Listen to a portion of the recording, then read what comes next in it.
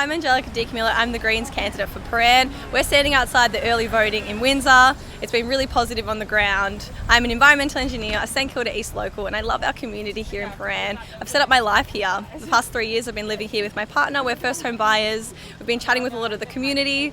People are really struggling with cost of living and housing and climate as well. And so they want someone with bold action who will fight for the solutions that our community really need here. Okay, now what has been some of the comments from the voters going into the polling booth? What are their concerns? What have they been saying to you? People are really focused on the issues that matter to them.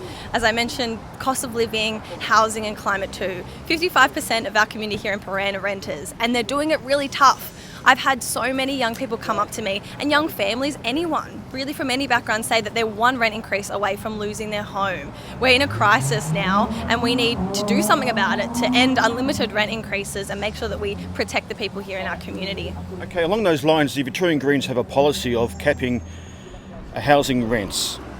Now, won't that result in real estate investors leaving Victoria and taking their investments interstate? Well, right now we see that landlords can bump the rent up as much as they want. So it means that they can increase it by an unlimited amount. What we're seeing that means is rent increases and it won't stop. And now, look, we've seen that new research has come out and said that for a young person on average wage with average rent, it'll take them over 65 years to save up for a house deposit. That's crazy. And it's something that we really need to be doing something about, especially to protect our young people here. You know, it's Victoria. We're an iconic state in Melbourne. People will always be investing in this area, but we're just safeguarding for younger people that, you know, are really struggling with the housing crisis and need a roof over their head. Okay, another policy of the Victorian Greens is to cap the public transport all around Victoria. Is that right? Rural as well? Is Melbourne Metropolitan to 50 cents?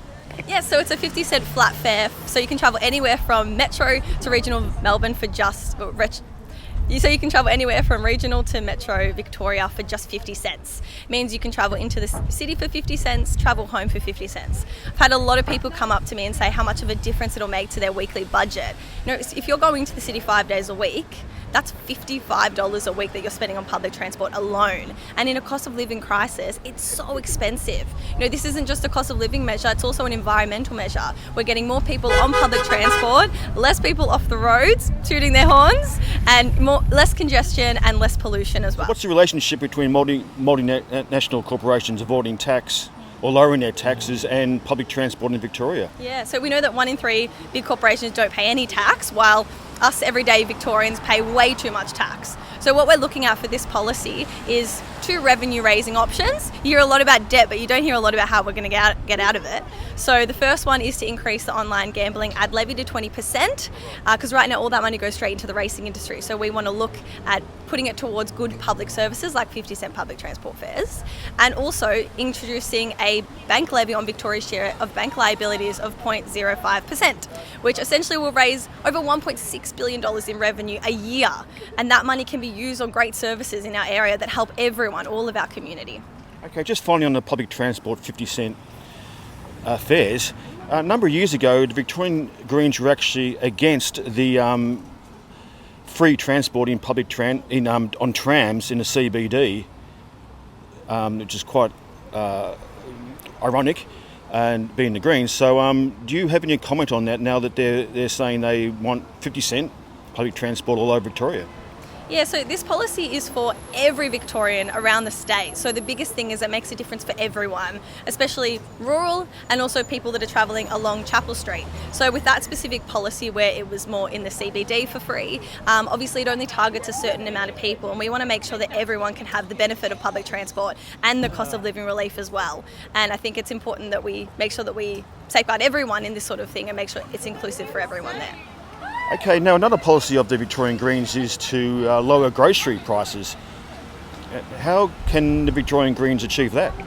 So we would look at capping the price of essential items in the grocery store, so making sure that obviously the duopoly that we have in the supermarkets, that they can't profiteer off essential items. So many people have told me how expensive it is at the supermarket, and I'm sure you can attest to that too. It's so expensive to buy your essentials at the store. So what we'd be looking at doing is to making it illegal for them to profiteer, so putting up prices and then dropping them and saying that it's on sale. So we just think that it's really important that bread, but all your essentials aren't going to cost you an arm and a leg. It's good for your hip pocket. It's also good for everyone. Okay, just finally, there's been a Facebook posting by David Southwick, who's the member for Caulfield, a Liberal Party MP. Now, I'll just read out what he said publicly yesterday. Let's be clear, the Greens are not the party they once were. They've abandoned their core values. Once a party focused on environmental issues, now an angry rabble intent on stoking division and tearing our state apart. Hate has consequences. That's why too many Victorians, like Victoria's Jewish community, now live in fear. So what's your response to that statement? Firstly, for the Jewish community, it's worrying the rise in anti-Semitism, and it absolutely needs to be called out. Like any sort of racism, Islamophobia, anti-Semitism, it all needs to be called out, and the Greens are absolutely against any forms of racism. It has absolutely no place in our community, and it's an attack on all of us. So I want to make that very, very clear. Also, look, I'm an environmental engineer. I got into this party because I was frustrated by the lack of action that we're seeing from our leaders, lack of political courage and political will. So for me, I'm here because of climate and then also social justice. And it's one of our core pillars of the Greens, peace and non-violence, grassroots democracy, social justice and ecological justice. So it's something that we will continue to push. I'm here on the ground in Prahran, making sure that we listen to our community with some bold visions of what we can do here in our community. And it's what we're focused on for the campaign.